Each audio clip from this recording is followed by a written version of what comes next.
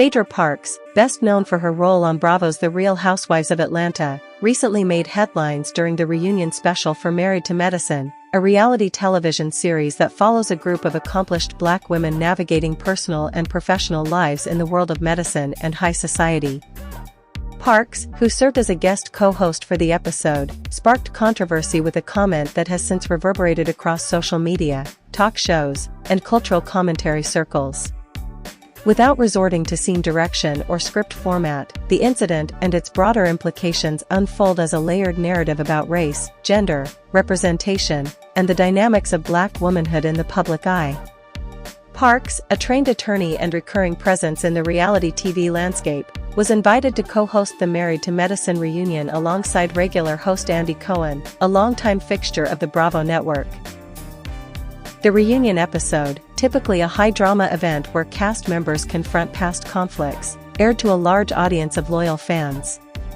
However, what was expected to be a standard recap of the season's most explosive moments quickly shifted into a national conversation when Parks referred to several cast members as angry Black women.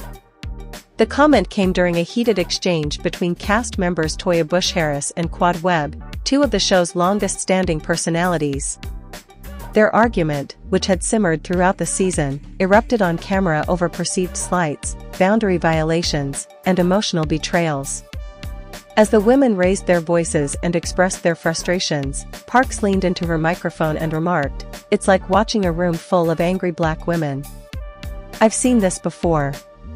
It's exhausting." The moment was not scripted.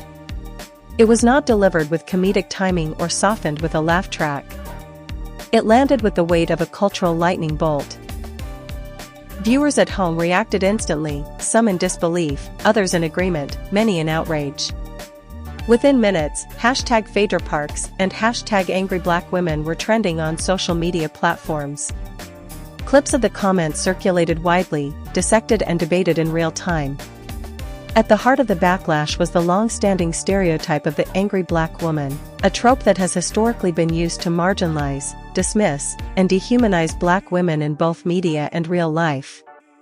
This caricature reduces complex emotional expressions, be they anger, passion, assertiveness, or justified frustration, to a single, negative label. It has been used to silence Black women in workplaces, in relationships, and in public discourse. By invoking this phrase, critics argued, Parks had not only insulted her fellow Black women but also reinforced a harmful narrative that has been weaponized against them for generations.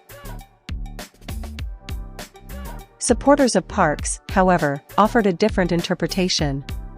Some suggested that her comment was taken out of context, that she was reacting to the specific dynamics of the argument, not making a broad indictment of Black womanhood.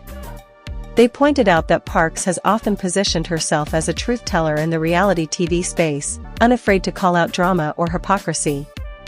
From this perspective, her remark was not about race at all, but about emotional intensity and the toll of unresolved conflict. Yet even among her defenders, there was unease. The phrase angry Black women carries too much historical baggage to be easily dismissed as mere commentary on tone. It echoes the words of slaveholders, segregationists, and corporate executives who have used similar language to justify the exclusion or punishment of Black women who dared to speak up. It recalls the experiences of Black women in politics, entertainment, and activism who have been labeled difficult or hysterical simply for expressing themselves with conviction. What made Parks' comment particularly controversial was not just the words themselves, but the context in which they were spoken. She was not a neutral observer. She was a prominent Black woman, a public figure with a platform, and a guest on a show that centers the lives of Black professional women. Married to Medicine has long been celebrated for showcasing Black excellence, doctors, entrepreneurs, mothers, and leaders who defy narrow stereotypes. To have one of their own, especially someone with Parks' visibility, use a trope that undermines that very mission, felt like a betrayal to many viewers. In the days following the reunion, Parks addressed the backlash in a series of interviews and social media posts. She maintained that her intention was not to offend, but to highlight what she saw as a pattern of toxic behavior. "I love Black women," she said in a statement. "I am a Black woman. But I also believe we have to hold each other accountable when emotions take over and conversations become unproductive. She emphasized that she had used the phrase angry black women to describe a dynamic she's witnessed in various settings, including her own life, and not as a blanket judgment. Still, many found her explanation insufficient. Academics and cultural critics weighed in, pointing to the danger of internalized racism and respectability politics, the idea that marginalized people adopt the values and judgments of dominant culture in an attempt to gain acceptance. By distancing herself from the angry label, some argued, Parks was engaging in a form of self-policing that ultimately harms the collective. Instead of confronting the root causes of conflict. Miscommunication, trauma, systemic pressures, she reduced the women's emotions to a stereotype. The cast of Married to Medicine responded with a mix of disappointment and defiance. Toya Bush Harris, one of the women directly involved in the argument, stated in an INTE. In the aftermath, some called for Parks to apologize more fully, while others urged the public to extend grace, recognizing that everyone makes mistakes in high-pressure environments. The debate spilled beyond entertainment news into discussions about mental health, emotional intelligence, and the need for more empathetic dialogue in public spaces. Therapists and relationship experts noted that the ability to process conflict without judgment is a skill that must be cultivated, and that reality TV, with its emphasis on spectacle, often works against that goal. Ultimately, the incident served as a reminder of the power of language. Words do not exist in a vacuum. They carry histories, associations, and consequences. To call someone angry is not a neutral observation, it is an interpretation, often shaped by bias.